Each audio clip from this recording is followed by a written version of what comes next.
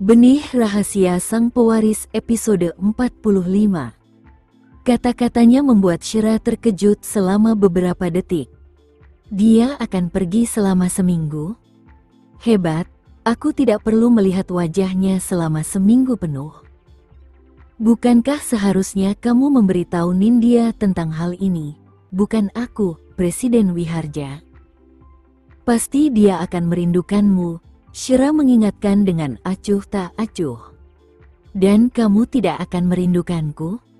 Tanyanya. Tidak, jawab Shira tanpa berpikir dua kali.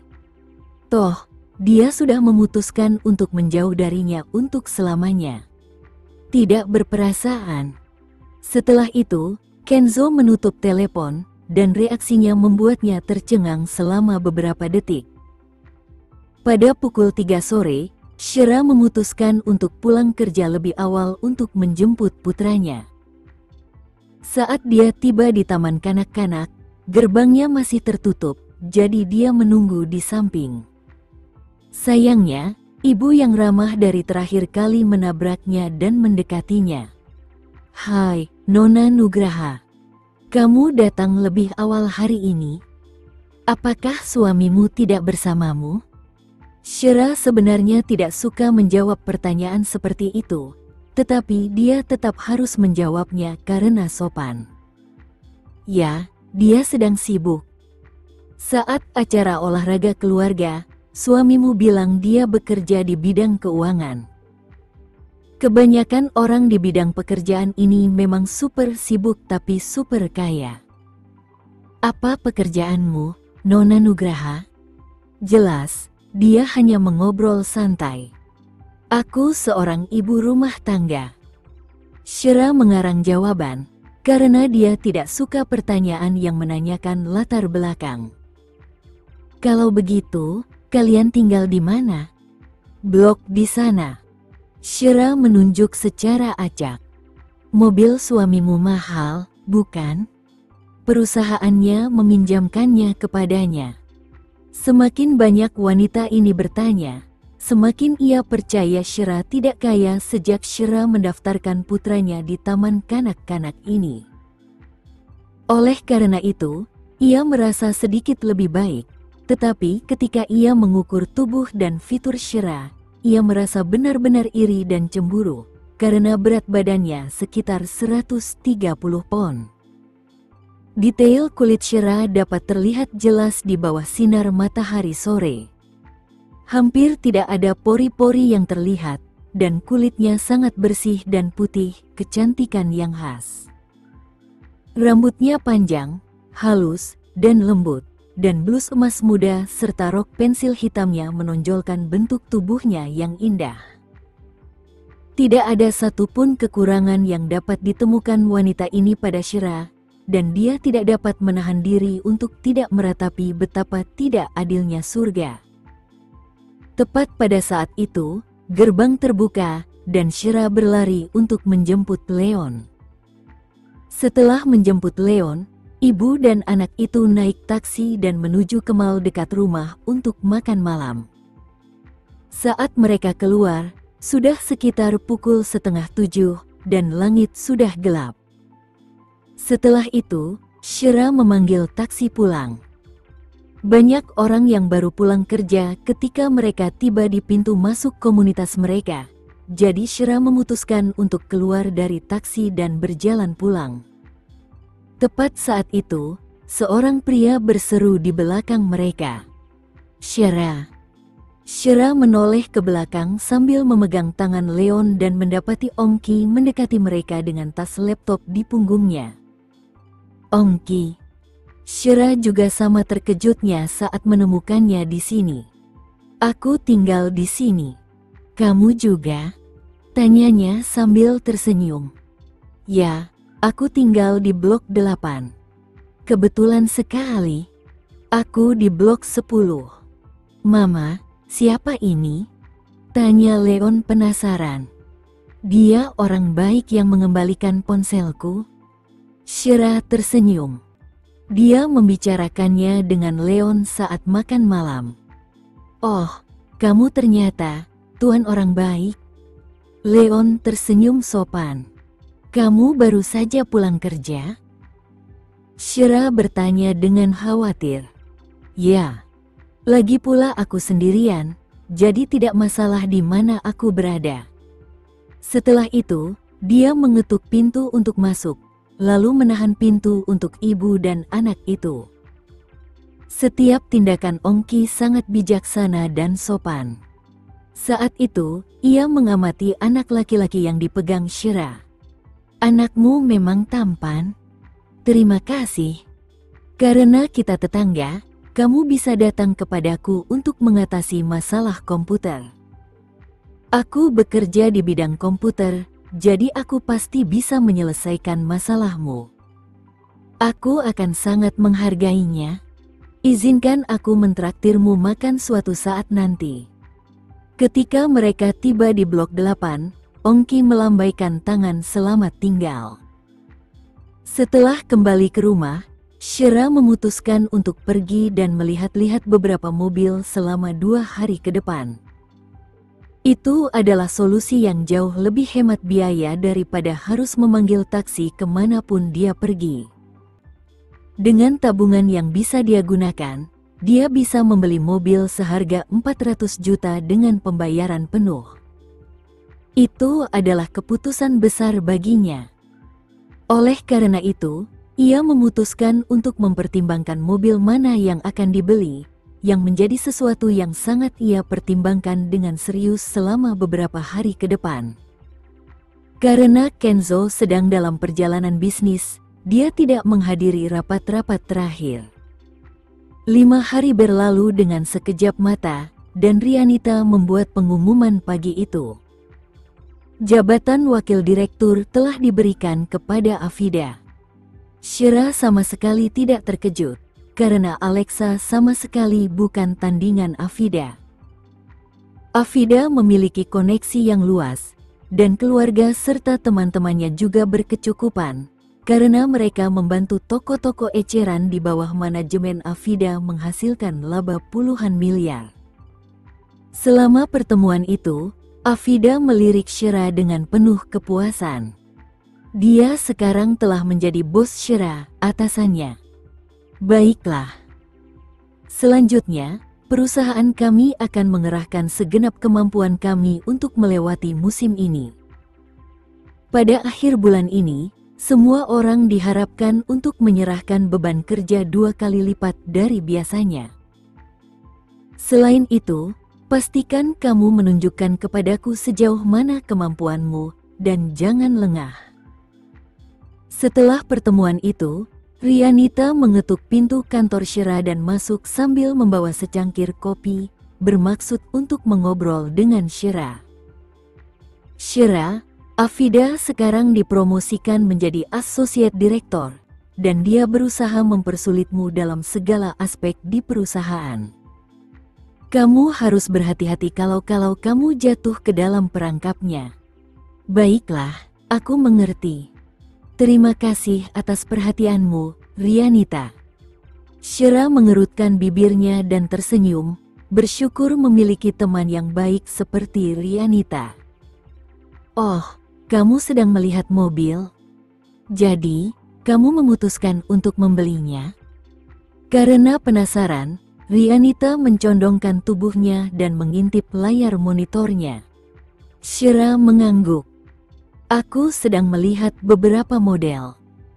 Tidak mudah untuk naik angkutan umum setiap hari, dan biayanya juga cukup banyak. Akan lebih mudah jika aku punya mobil. Apakah ada yang menarik perhatianmu? Model yang mana?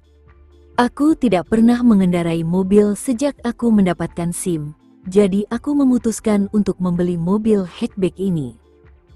Shira menunjuk mobil hatchback BMW yang lebih kecil. Mobil itu sesuai dengan anggarannya. Rianita memeriksa konfigurasinya bersama Shira, kemudian pada sore harinya, ia pergi bersama Shira untuk melihat mobil tersebut secara langsung. Shira memberikan kesempatan uji coba, dan itu merupakan pengalaman yang cukup memuaskan. Performanya memuaskan, dan mobil tersebut tampak bagus dan elegan dengan eksterior berwarna putih.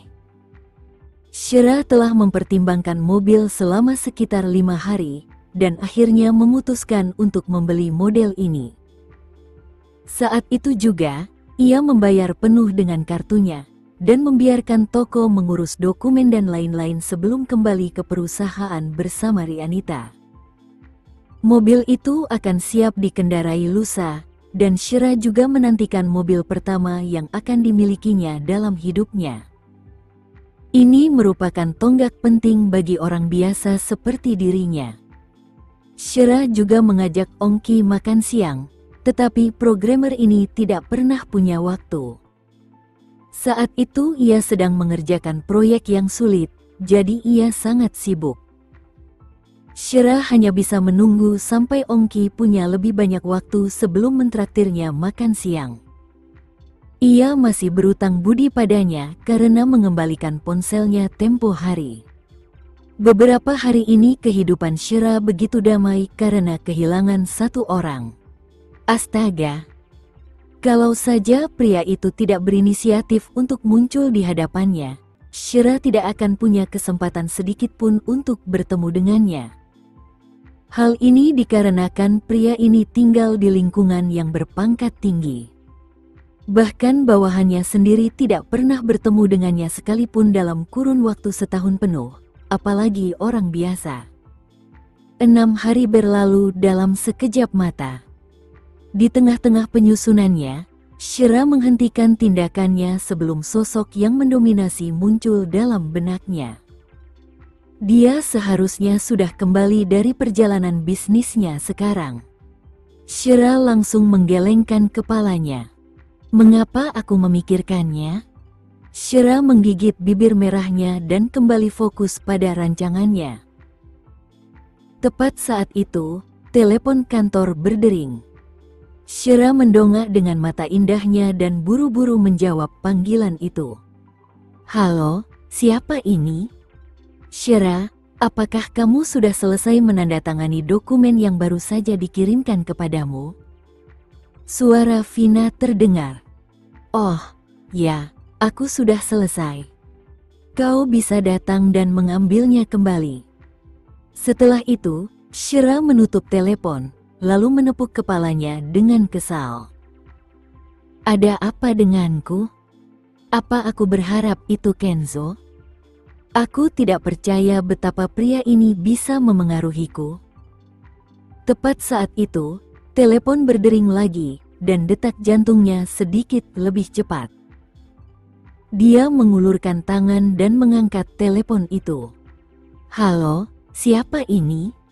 Shira, kapan kamu akan menyerahkan draftmu untuk bulan ini? Aku sudah menunda tenggat waktumu selama 2 hari. Jangan berani-beraninya kamu bermalas-malasan, suara Afida terdengar melalui perangkat itu, mendesaknya. Aku akan bekerja lembur malam ini, dan aku akan berusaha sebaik mungkin untuk menyerahkannya besok, jawab Shira. Dengar, aku mengawasimu. Jika kau masih belum menyerahkannya sampai jam 10 besok pagi, aku akan memotong bonus kinerjamu. Tanpa pamit, Afida menutup telepon. Shira merasa sedikit terganggu. Afida kini mulai menggertak Shira dengan jabatan barunya sebagai direktur asosiasi. Dia akan memanfaatkan setiap kesalahan kecil yang Shira buat untuk menyerangnya.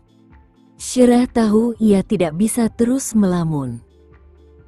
Oleh karena itu, ia kembali ke buku gambarnya. Tetapi ketika melihat jam, waktu sudah menunjukkan pukul 3.30 sore. Ia terpaksa menyerah dan melanjutkan pekerjaannya di rumah pada malam hari karena ia harus menjemput putranya. Di taman kanak-kanak, si kecil pernah bertanya kepadanya tentang Kenzo sebelumnya, dan dia mengatakan kepadanya bahwa Kenzo akan pergi dalam perjalanan bisnis selama 1 minggu. Tanpa diduga, si kecil mengingat detail ini. Mama, apakah Tuan Wiharja kembali hari ini? Apakah dia akan makan malam di rumah kita? Leon tampak penuh harap. Dia tidak akan datang. Dia orang yang sibuk, Leon. Dia mungkin tidak akan pernah datang lagi. Jangan terlalu merindukannya. Shira menatap putranya dengan ekspresi serius, mencoba menghilangkan kerinduannya. Tapi aku merindukannya. Si kecil cemberut karena dia sangat merindukan Kenzo. Kalau begitu, simpan saja untuk dirimu sendiri. Kita tidak boleh terlalu mengganggunya, oke?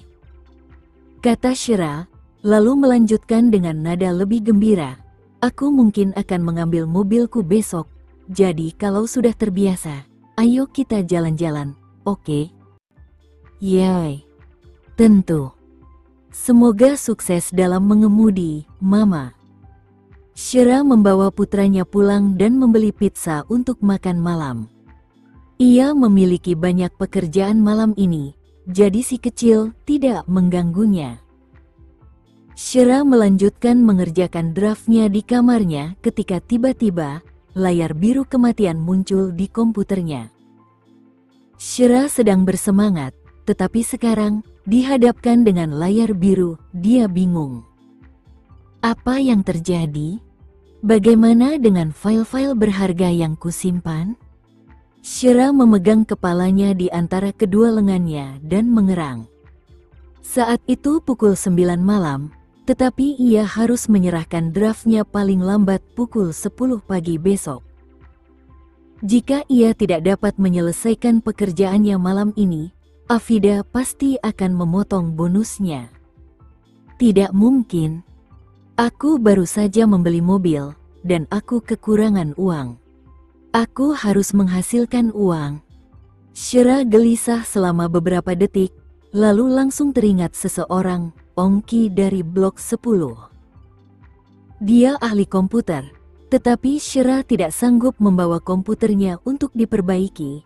Jadi dia hanya bisa meminta Ongki datang untuk melihatnya. Ongki juga tampak seperti orang yang dapat dipercaya. Shira melihat jam dan tahu bahwa ia harus meminta bantuan Ongki. Aku bertanya-tanya apakah ia sedang bekerja lembur atau di rumah. Shira mencoba menghubungi nomor Ongki. Nomor itu berdering sekitar 8 detik sebelum suara laki-laki yang ceria terdengar di ujung sana. Halo, Shira. Ongki, apakah kamu ada waktu sekarang? Komputerku baru saja mengalami layar biru, tetapi aku punya banyak draft yang harus diserahkan besok. Bisakah kamu datang sekarang dan memeriksanya untukku? Shira memohon dengan tulus. Tentu, aku akan segera ke sana. Beri aku waktu. Tentu saja, tentu saja. Maaf merepotkan. Sama sekali tidak, sahut Ongki dengan sigap. Shira memberitahu putranya bahwa Ongki akan datang sebentar lagi untuk memperbaiki komputer. Si kecil mengangguk. Ia pun buru-buru mengganti piyamanya dengan kaos oblong dan celana jeans, sambil menunggu Ongki datang mengetuk pintu. Sekitar 10 menit kemudian, Ongki mengetuk pintu dan Shira mempersilakan dia masuk. Ongki mengenakan kemeja kotak-kotak biru bersih yang dipadukan dengan celana jeans. Sebagai seorang programmer, ia memiliki rambut hitam tebal yang tidak biasa, yang memberinya aura ceria dan keren jika dipadukan dengan parasnya yang tampan. Kau di sini, Ongki. Masuklah, masuklah. Tidak perlu berganti sandal dalam ruangan. Shira langsung menyambutnya dengan antusias. Ongki datang dengan persiapan untuk memperbaiki komputer Shira, dan ia membawa flash disk saat memasuki kamar Shira. Si kecil juga datang untuk melihat saat ia memberikan segelas air kepada Ongki. Tuan Ongki, minumlah air. Terima kasih, Leon. Aku akan memperbaiki komputer mamamu dulu.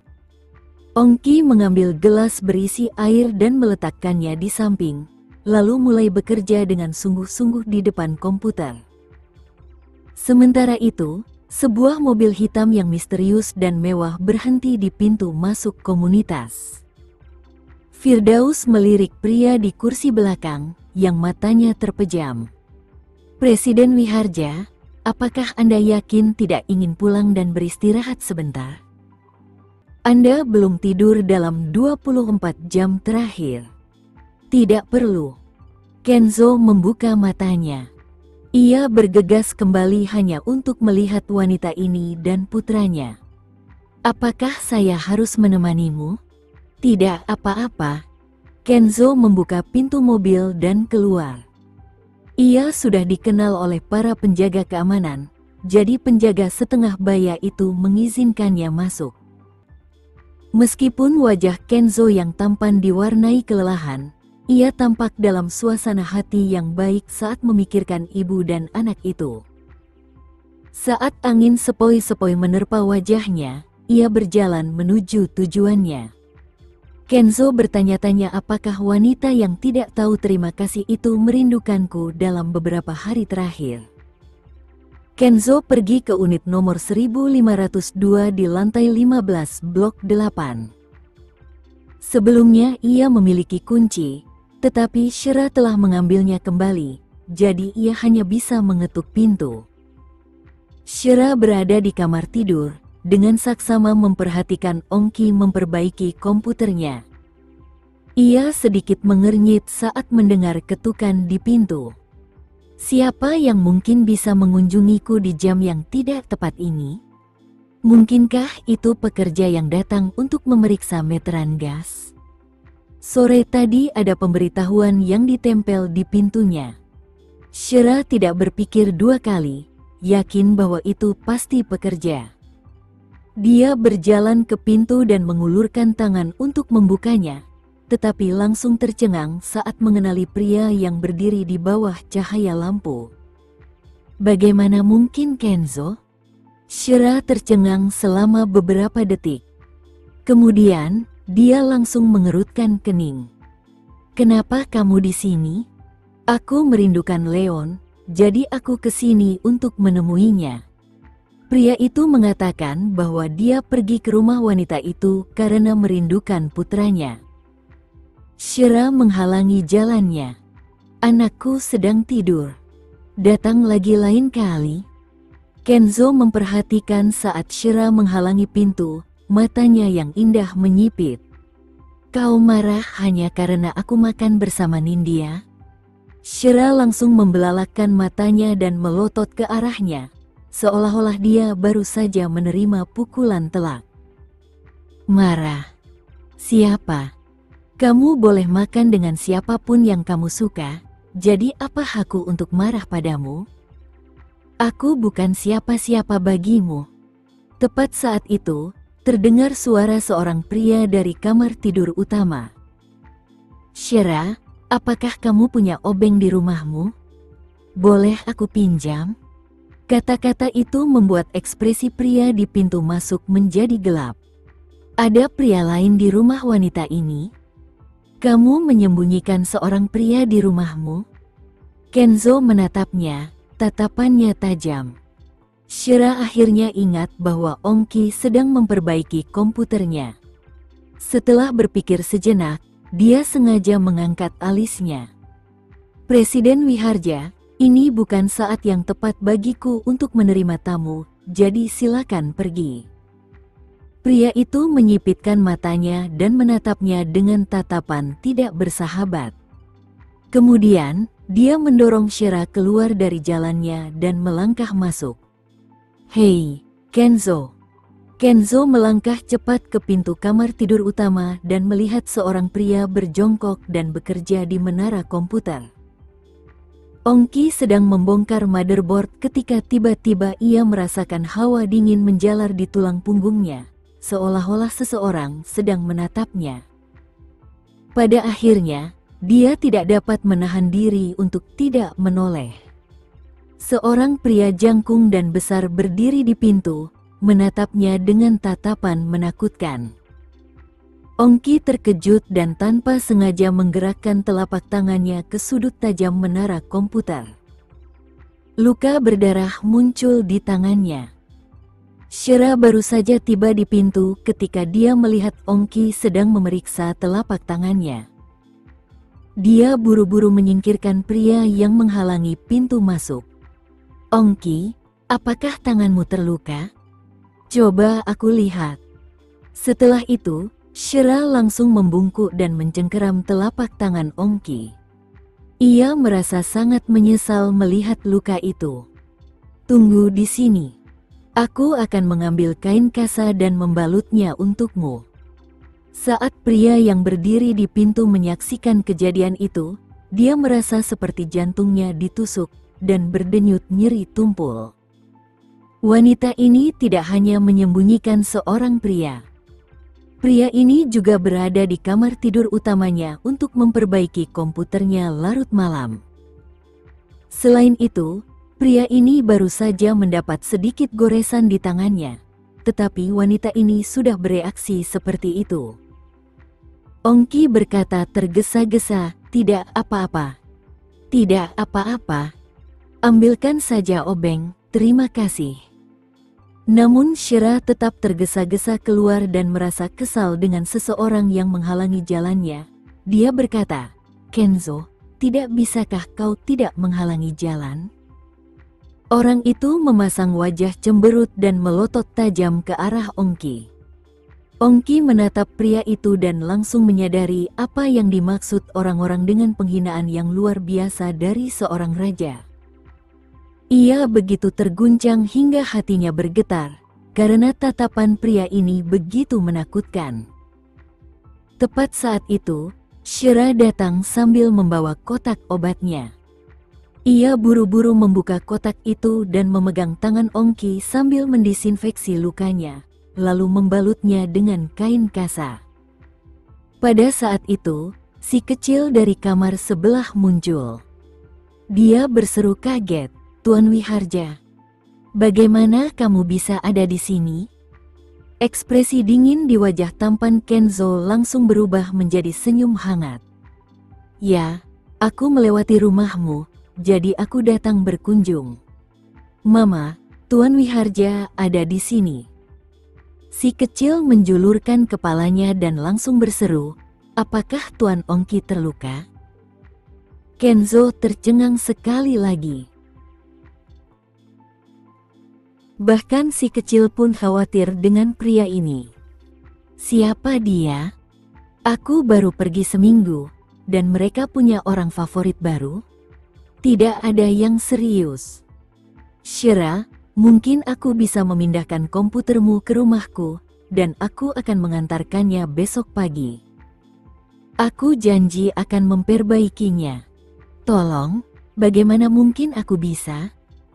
Kamu sudah sangat lelah bekerja, jadi bagaimana mungkin aku merepotkanmu untuk bekerja lembur demi memperbaiki komputerku?" "Tidak apa-apa. Aku punya peralatan di rumah, jadi aku bisa bekerja lebih cepat jika aku membawa perangkatmu pulang. Kalian istirahatlah lebih awal." Setelah itu, Ongki mengangkat menara komputer Shira dan keluar. Di pintu, dia menatap Kenzo dengan sopan tetapi malah mendapat tatapan tajam yang menakutkan. Tatapannya begitu dingin dan tajam. Jantung Ongki berdebar kencang. Mereka berdua seumuran, tetapi bagaimana mungkin pria ini memiliki aura yang kuat dan tatapan yang begitu tajam? Dia langsung tahu bahwa pria ini adalah seseorang yang tidak boleh disinggung, dan dia juga berpikir bahwa ini pasti pacar Shira. Shira mengantar Ongki keluar dari lift dan berkata dengan antusias, "Ongki, aku akan mentraktirmu makan siang besok. Jangan lupa datang." "Tentu saja. Sampai jumpa besok." Ongki pergi sambil membawa menara komputer di tangannya. Shira berbalik untuk menatap pria yang berdiri di pintu dengan tatapan bertanya. Dia berkata dengan tenang, "Kau juga harus pulang. Hari sudah larut. Jelaskan. Siapa dia, dan mengapa dia membantumu memperbaiki komputermu?" Ekspresi Kenzo serius, seolah-olah haknya telah dilanggar. Namanya Ongki, dan dia tetangga. Dia orang baik yang sangat ahli dalam pekerjaannya. Shira cepat-cepat memperkenalkan, lalu merasa sedikit kesal. Buat apa dia repot-repot menjelaskan? Dia bisa salah paham sesuka hatinya. Si kecil berlari menghampiri dan berkata, "Tuan Wiharja, Tuan Ongki tinggal persis di sebelah rumah kita." Seminggu yang lalu, Mama meninggalkan ponselnya di taksi, dan Tuan Ongki lah yang mengambilnya dan mengembalikannya. Selain itu, Tuan Ongki sangat ahli dalam komputer. Komputer kantor ibu tiba-tiba rusak malam ini, jadi dia meminta Tuan Ongki untuk datang dan membantu memperbaikinya. Jangan salah paham, Tuan Wiharja. Leon, sudah malam. Tidurlah. Shira Nugraha merasa putranya terlalu sibuk, karena ia tidak punya kewajiban untuk menjelaskan hal-hal sedetail itu kepada pria itu. Mendengar itu, Kenzo Wiharja masih sedikit kesal. Lagi pula, dia tidak akan pernah mengizinkan keberadaan pria lain di dekat Shira. Tuan Wiharja, mamaku akan membeli mobil barunya besok. Dia bilang dia akan mengajakku jalan-jalan. Lanjut Leon. Kenzo menoleh ke arah wanita itu. Kamu beli mobil? Kamu punya SIM? Jangan remehkan aku. Tentu saja aku punya SIM. Shira sudah mendapatkannya 6 tahun lalu saat dia masih di tahun kedua kuliahnya. Tetapi dia tidak pernah punya kesempatan untuk mengemudi sejak saat itu. Leon, tidurlah. Sekarang sudah jam 10 malam, jadi apa yang masih kamu lakukan? Shira melirik putranya. Seketika, si kecil berkata dengan penuh pengertian, "Baiklah. Mama, Tuan Wiharja, teruslah mengobrol. Jangan berkelahi, oke? Aku mau tidur." Si kecil kembali ke kamarnya. Begitu dia menutup pintu, seorang pria kuat mencengkeram lengan Shira. Sebuah suara rendah memperingatkan, "Shira, jangan biarkan orang yang tidak kau kenal masuk ke rumahmu di masa mendatang." "Apa kamu 9 mengerti?" Shira menunduk menatap pergelangan tangannya yang dipegang pria itu. Ia sedikit meronta. Ongki bukan pria jahat. Kau tidak perlu khawatir. Jangan menilai buku dari sampulnya. Bagaimana kau bisa yakin bahwa dia tidak punya niat buruk terhadapmu? Hanya ada kau dan Leon di rumah, jadi jika kau bertemu seseorang dengan niat jahat, kalian berdua akan berada dalam bahaya. Hati Kenzo dipenuhi kecemasan. Apakah wanita ini tidak memiliki sedikit pun kewaspadaan terhadap bahaya? Tentu saja Shira melakukannya. Ia memiliki kemampuan untuk menghakimi orang lain, dan baginya, Ongki dianggap sebagai orang baik. Kau juga orang yang sangat berbahaya bagiku. Silakan pergi. Shira melangkah mundur dan mencoba mengusirnya dengan acuh tak acuh. Sekian dulu ya video kali ini. Kita lanjutkan lagi videonya di lain waktu. Oh iya, bagaimana menurut kalian? Semoga bisa sedikit menghibur kalian semua. Untuk teman-teman yang baru nonton, jangan lupa subscribe ya, hehehe. Dan kalau teman-teman ada yang ingin gabung langganan, bisa langsung gabung saja untuk dapat fitur yang menarik dan sedikit membantu Mimin. Terima kasih banyak sudah menonton, sampai jumpa lagi, bye.